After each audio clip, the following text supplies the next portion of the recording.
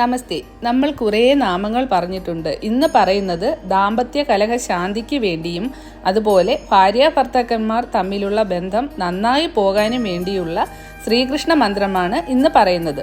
ഇത് ദിവസവും 48 തവണ ജപിച്ചോളൂ. മന്ത്രം ഇപ്രകാരം: സുശ്യാമകോമളം ദേവം ഗോപീമാനസസുന്ദരം കാമദേവാസമാനാഭം ശ്രീകൃഷ്ണായ നമോ നമ. അപ്പോൾ ഭഗവാനെ പ്രാർത്ഥിച്ചു കൊള്ളുക. നമ്മുടെ മുന്നിൽ എന്ത് പ്രതിസന്ധികൾ ഉണ്ടെങ്കിലും അത് താത്കാലികം മാത്രമാണ്. പരീക്ഷണങ്ങളൊക്കെ വലുതായിരിക്കാം, എങ്കിലും അത് ധൈര്യത്തോടെ തന്നെ നേരിടണം. നമ്മൾ നമ്മുടെ കർമ്മം ചെയ്തുകൊണ്ടേയിരിക്കുക. അതിൻ്റെ ഫലം ഭഗവാൻ നമുക്ക് നൽകും. നമ്മൾ നിരന്തരം ഭഗവാനെ വിളിച്ചാൽ ആ വിളി ഭഗവാന് കേൾക്കാതിരിക്കാൻ സാധിക്കില്ല. കാരണം നാം എല്ലാം തന്നെ ഭഗവാൻ അത്ര പ്രിയപ്പെട്ടവരാണ്.